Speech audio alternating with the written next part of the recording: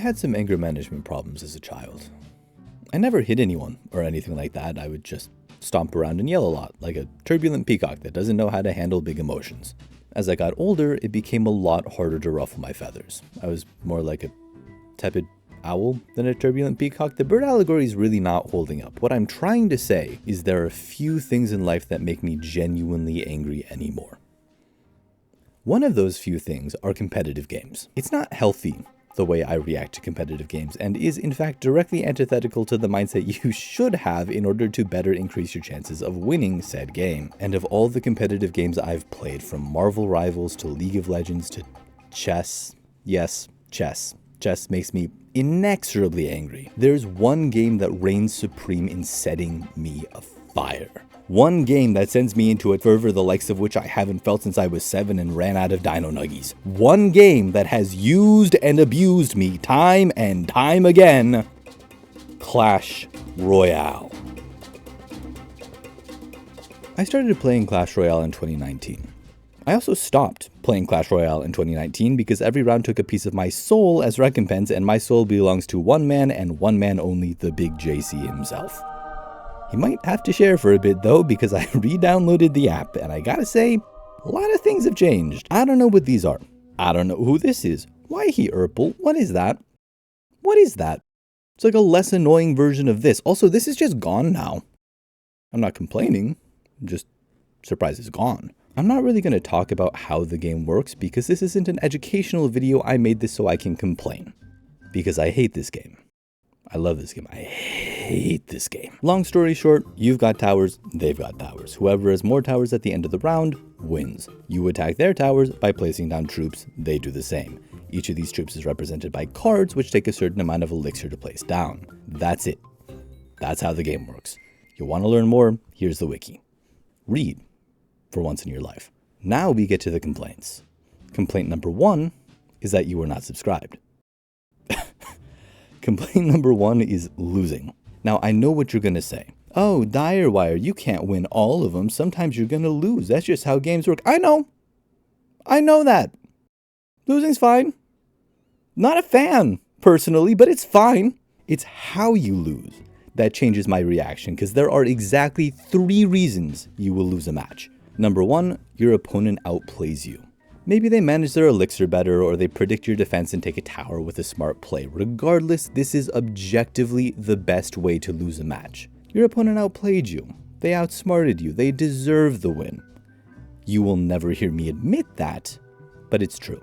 This does not make me angry.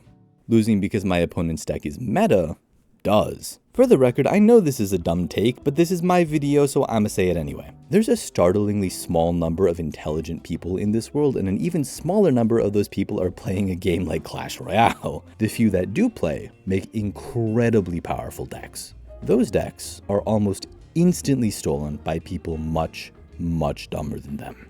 The issue is, a hand grenade in the hands of a moron is still a hand grenade.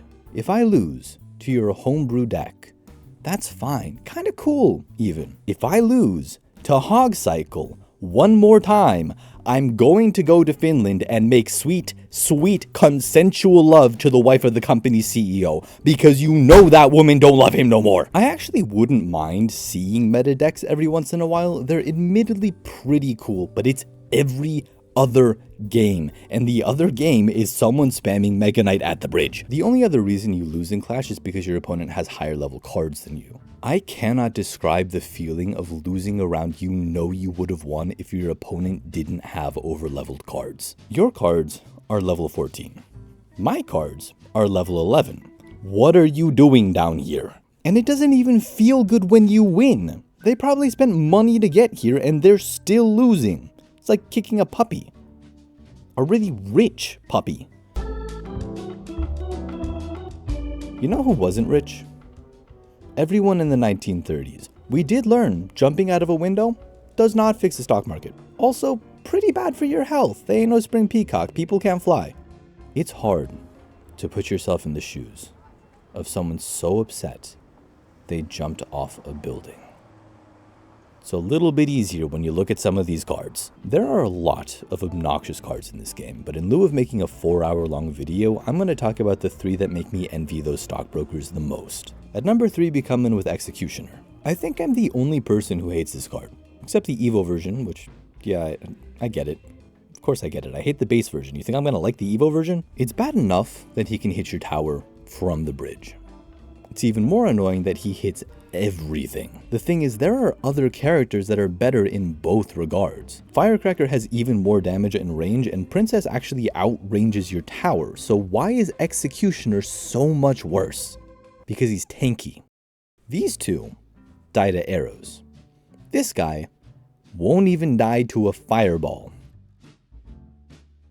The Prince has this really cool mechanic where he starts charging forward and does double damage to the first enemy he hits. This mechanic would be a lot cooler if it took more than 2 tiles for him to start charging. And I know Prince is kind of a weird pick for this list. He's pretty easy to counter with swarm cards, which would trivialize him if it weren't for the fact literally everyone runs a small spell in their deck. He does far too much damage for the health and speed he has, but more than that, his aggro is just, I think it's bugged. There's been a few games where I place a troop to distract him and avoid, 1,000 damage on my tower, and he just ignores it and takes the tower anyway.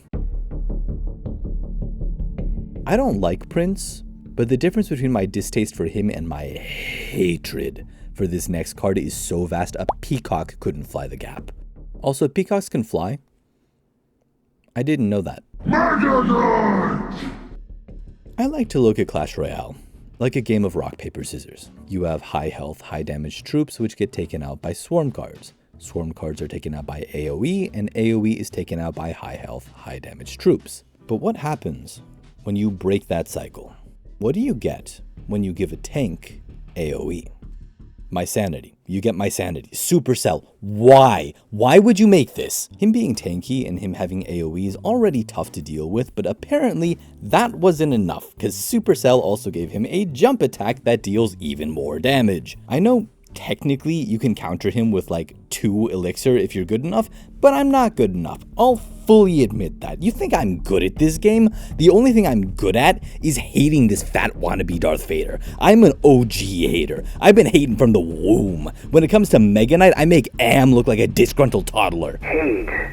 Let me tell you how much I've come to hate you since I began to live. And you know what? I was gonna do this whole introspective thing for the end of the video where I was like, being capable of feeling this intensely over something so trivial is beautiful in its own way. But you know what? No, I hate this game. It's a bullshit pay-to-win mobile game that sets me off like nothing else, and I can't stop playing it.